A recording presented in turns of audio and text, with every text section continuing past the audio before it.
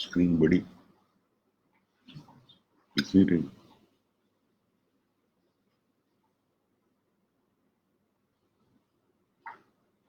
Live. Good evening, everybody.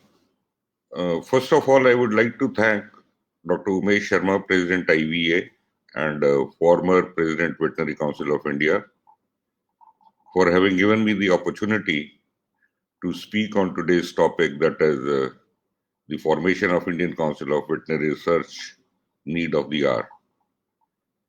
We as veterinarians had been associated with the agriculture since the time when we came into existence. At that time, a veterinarian was primarily involved with the treatment of the animals and to some extent give the managemental advice or advice with regard to the nutrition to be given to the animals. And that was basically the duty of a veterinarian. But as the time advanced, with the more and more inputs from the scientific community, with more and more modernization, there was a diversification of the veterinary profession. It was not only left limited to the role of veterinarian for the treatment of the animals, rather it became more and more useful for the mankind also. Over the time we have seen that there has been a great urbanization which has taken place post-independence, and with the urbanization, the rural holdings have become smaller and smaller. We had been clubbed with the agriculture for the simple reason that the animals were being kept only by the livestock owners or the farmers as a secondary source of income.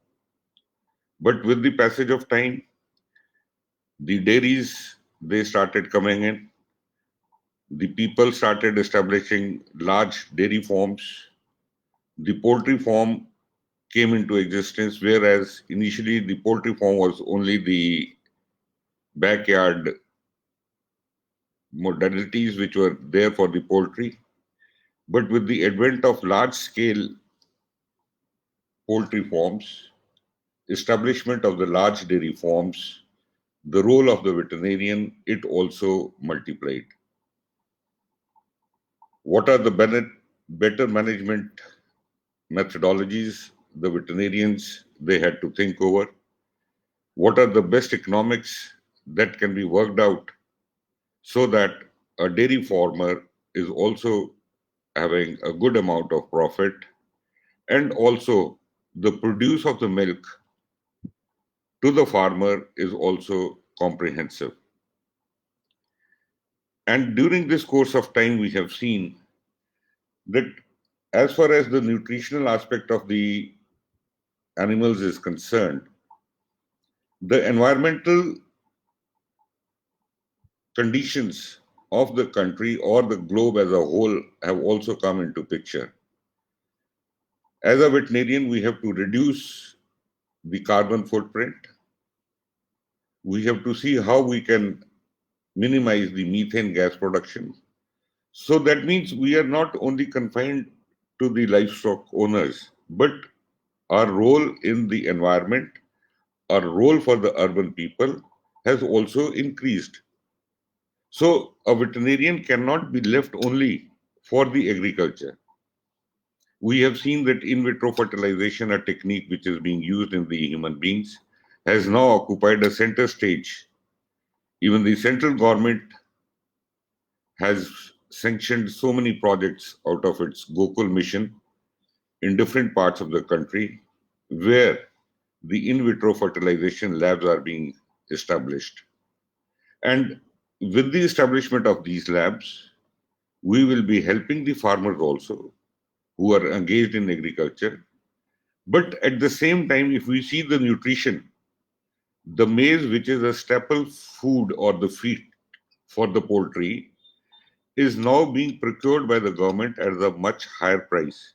So there is a competition between the human consumption and the poultry consumption.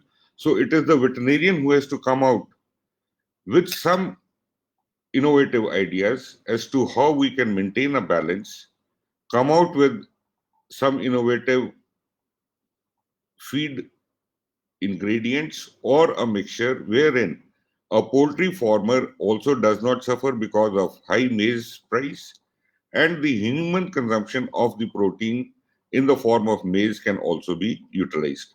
So you can see that the role of the veterinarian becomes dual.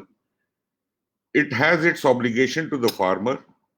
At the same time, it has its obligation to the normal human population living in cities, towns. So a balance has to be maintained, and we cannot be sidelined only with the agriculture. Our role has diversified. See, with the advancement of science, we have seen that many diseases, as we see in COVID-19, many diseases are having a zoonotic value. That is from animals to human beings or from human beings to animals. So here, the concept of One Health program also comes in. And when we say One Health, that means a veterinarian is closely associated with the human health. At the same time, it is also concerned with the farmers who are having the livestock. So, because of the diversification of the responsibilities of a veterinarian, it is strongly felt that we must have our own council. We cannot be guided by the Indian Council of Agriculture Research only because of the fact that our duties are not primarily now confined to agriculture. We have diversified our role, wherein we are also concerned about the human health. We are also concerned about the environment in which we are living. So, keeping these things in mind, I think the need of the hour is the establishment of Indian Council of Veterinary Research. During COVID-19, we have seen that it is the government of India which has given this opportunity, or we can say which has bestowed upon various labs, whether it is NRC, that is National Research Center, Equines, or it is IVRI, where the veterinarians are performing the diagnostic tests for the COVID-19. And these institutes are being held by the manpower from the veterinary universities also, who are conducting these tests or who are helping them in the conduct of these tests so that more and more samples can be tested and our public can be controlled from getting the infection of COVID-19. We have seen that during the last few years, there have been so much of development with regard to proteomics, with regard to genomics, with regard to pen site test. We perform the pen site tests for the animals, but at the same time, the same technology can also be used for the human beings. The biochemical kits, which can be prepared, can be used both for human as well as for the animals for the diagnosis of the diseases so that they can be curtailed, or we can say nip the evil in the bud, so that the human life is also saved, and at the same time we can save the livestock population also and the farmers who are keeping that livestock. It is not something new that establishment of the Indian Council of Veterinary Research has come. Initially, there was the idea of forming of Veterinary Council of India, which by the efforts of our senior people, it came into existence in 1984. The primary aim of the Veterinary Council of India was to overlook the education policy with regard to veterinary and at the same time to establish the norms which are required for proper running of the veterinary clinics, whether it is in the village or it is at district headquarters or in the metropolis. So these two functions were being looked by the Veterinary Council of India. Now, after the diversification, because a veterinarian is involved now not only with the animal health, but is also concerned about the human health and the environment. So, a concentrated effort has to be made as to in which or in what areas the veterinary profession should run. What should be the aim? What should be the objective of the veterinary institutions in uplifting this profession, making it useful not only for agriculture or the livestock owners, but also for the mankind in general. Probably, whenever two professions are together under one head, and if one is intending to leave, the other feels the pinch. But at the same time, I feel that if by having our own Indian Council of Veterinary Research, our usefulness can be more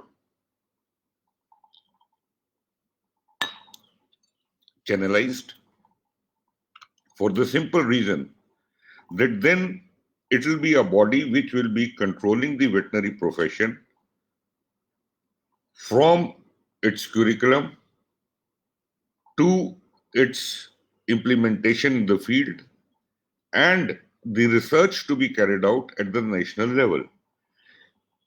See, we cannot have a single policy because India is a very diverse country, diverse population, diverse distribution of the livestock, diverse climatic conditions. So, keeping all these different things, we have to see that we are governed by a body which is purely concerned with the veterinary profession. The veterinary profession is also a diverse profession, the reason being that it is not treating only one species. It is attending to large animals, that is cattle, buffalo, equines, then the poultry, sheep and goat, and the wildlife also. It also encompasses the fisheries also.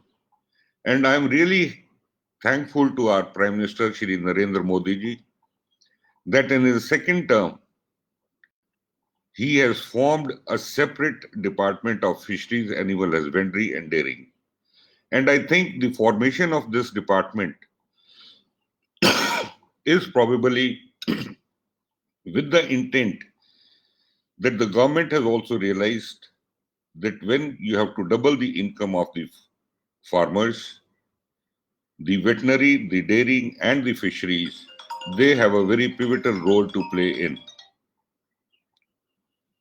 It is because of the veterinarians that the income of the farmers can be doubled. Although there has lot mechanization of farm machinery has taken place in the agriculture, yet small holding farmers are there, and the veterinarians shall continue to help those small scale farmers as and when it is required. So it is not that we are being running away from our farmers. We are part and parcel of their livelihood, how to increase their livelihood, how to increase their milk production, and at the same time, not only by increasing the milk production we can help them, we have to do value addition of the milk.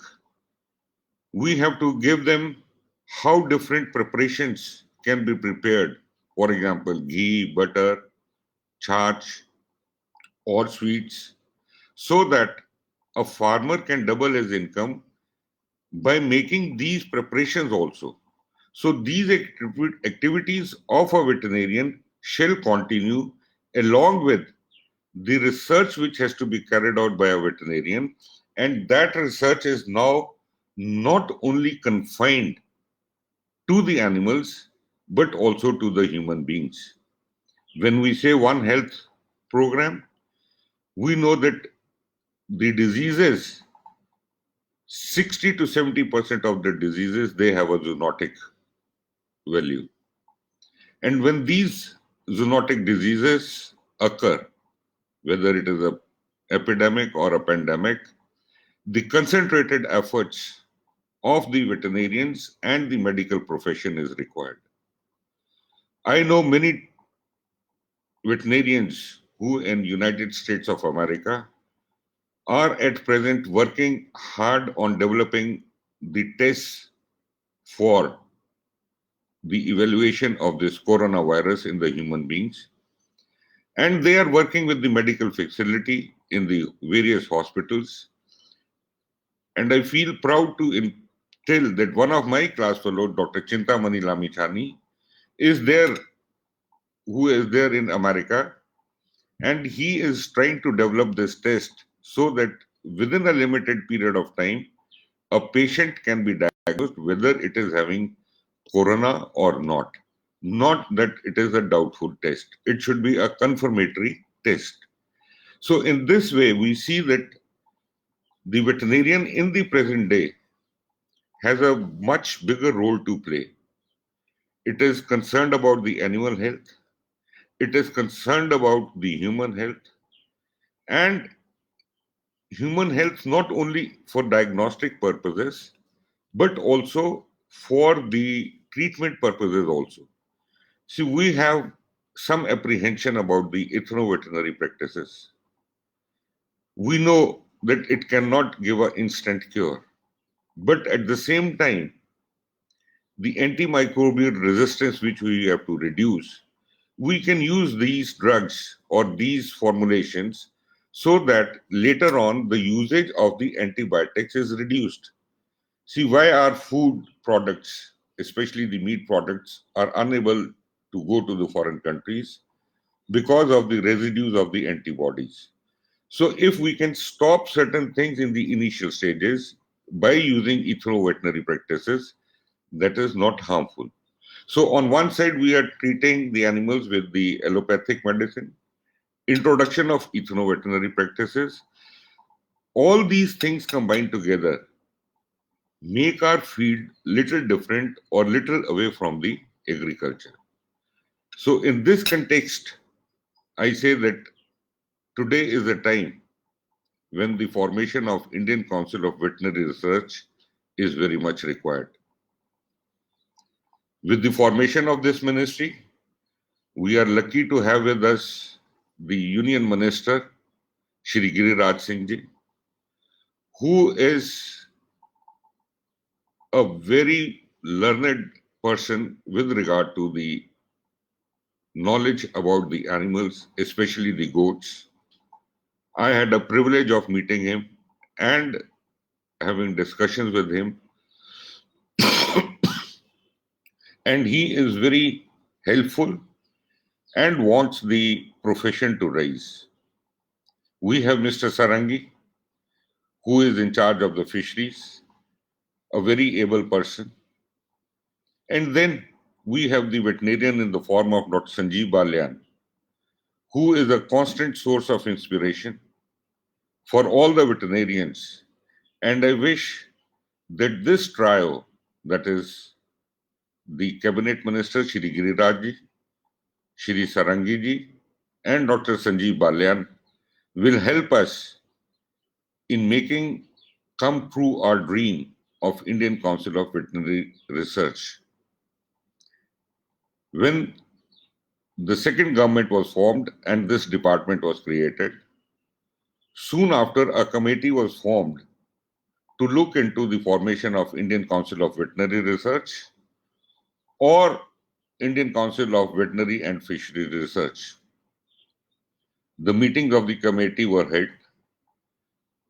A proper document was also prepared, and that document was in line with the requirement of the government that it should not be a heavy top department. It should not be having much financial burden on the state. So, keeping all these factors, a paper was prepared, a document was prepared, and it was submitted to the government. But as we know that sometimes the files they move little slowly because of one or the other reasons, and maybe separation from our parent department is also sometimes not taken in a good stride. At this juncture, I would like that all the organizations, irrespective of their differences, must strive together to come out with the formation of Indian Council of Veterinary Research. They should pool in their resources, they should pool in their know-how. And in the parliament also, in addition to Dr. Balian, we have two or three more MPs who are also veterinarians. And leaving aside their party affiliations, I would request those veterinarians also to come forward and help us in formation of Indian Council of Veterinary Research. The formation of the Indian Council of Veterinary Research is not only beneficial for the veterinarians, rather it will be a tool or it will be a means by which a veterinarian can be helpful to the marginal farmer, to the dairy owners, as well as for coming out with innovative techniques for the diagnostic purpose of different diseases and their treatment part.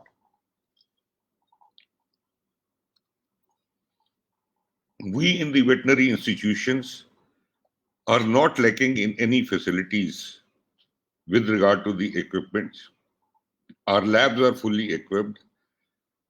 Our faculty is fully competent and highly educated. So these all factors will help in the improvement of not only the veterinary profession, but also it will help the livestock owners and it will help the human or the mankind also. And at the same time, as I told earlier, reducing out the carbon footprint, reducing the methane gas, a veterinarian will be contributing for the environment, for the proper environment of the planet also. So we don't want that our role should be limited only to a small sector, that is the livestock sector, and that also within the rural masses. In the larger cities, we see these days that the companion animals, the dogs and the cats, they are being kept because of the nuclear family. They have become companions of the human beings. So those companions have also to be looked into. And they're looking into is indirectly we are looking into the human population also. So keeping all these things in mind and taking the cognizance of the diversified usage of a veterinarian, which can be streamlined by a single agency which is heading this profession with regard to research, with regard to the formulation, or with regard to the planning, the Indian Council of Veterinary Research is the need of the hour. The idea of formation of Indian Council of Veterinary Research has not come now. Even in 1996-97, there was a committee, standing committee of agriculture, which was headed by Mr. Gangwar, who is the present minister in the government of India, and they had very clearly given their recommendation for the formation of Indian Council of Veterinary Research. Thereafter, in 1988-1999, again a committee was formed, a standing committee on agriculture, which also recommended, and the letter had gone to the planning commission. The planning commission also recommended that the Indian Council of Veterinary Research should be formed and the assets of ICR should be divided into Indian Council of Veterinary Research and Indian Council of Agriculture Research. And this council, Indian Council of Veterinary Research, shall have only one more person, that is the Director General, Indian Council of Veterinary Research.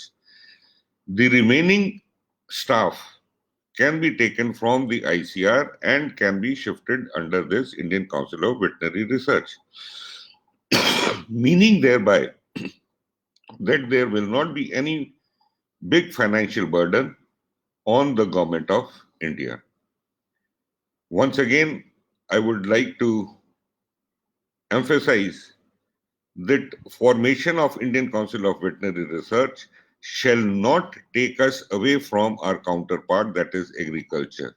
We shall continue to be in relation with them, to be always there to help them, but at the same time, they should also feel that if their younger brother is progressing, why not independently they should be made to progress. Once again, I'm thankful to all my colleagues, my veterinarians, my alma mater, my teachers for giving this support to the profession and for making we veterinarians good veterinarians who are concerned about the mankind, who are concerned about the livestock, for having listened to me. These are purely my personal views. And if somebody has felt offended, I feel sorry for that. But whatever I said in a good perspective, wherein an overall development not only of the veterinarians but of the country as a whole should be seen. So, in the end, I would like to thank you all for having listened to me and let us all try, irrespective of our position, irrespective of our affiliation, that we pool in our resources, impress upon the government who is very receptive idea of formation of veterinary research. Jai Hind. Thank